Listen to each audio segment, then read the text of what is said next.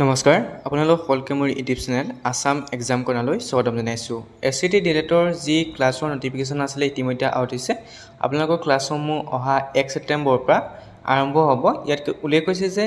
যিখন ডায়েট ডিমা হাছাওত আছে সেই ডায়েটত ডিমা হাছাওত কিন্তু ক্লাছসমূহ 1 তাৰিখৰ পৰা অনুষ্ঠিত নহয় ডায়েট ডিমা হাছাওত যেহেতু এতিয়াও সিটবোৰ খালিয়ে হৈছে তা বহুত সিট খালি আছে গতিকে তেওঁলোকৰ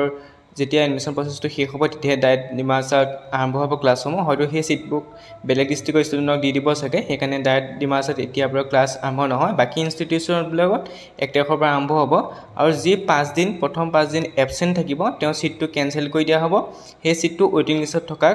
দি দিয়া হ'ব অৰ্থাৎ যিসকল ছাত্ৰ-ছাত্ৰীয়ে এডমিশন ললে এডমিশন অফিচতো যদি তেওঁলোকে নাযায় যি ক্লাছ 1 তাৰিখৰ পৰা ষ্টাৰ্ট হ'ব তাত যদি নাযায় তেতিয়াহলে তেওঁলোকৰ সিটটো কেনসেল কৰি যি ওয়েটিং লিষ্টত থাকিব তেওঁ পিছতে তেওঁক দি দিয়া হ'ব তাৰ পিছত সেই সিটটো আপুনি ঘূৰাই নাপায় গতিকে সেই কথা উল্লেখ কৰিছে গতিকে আপোনালোকে অহা 1 তাৰিখৰ পৰা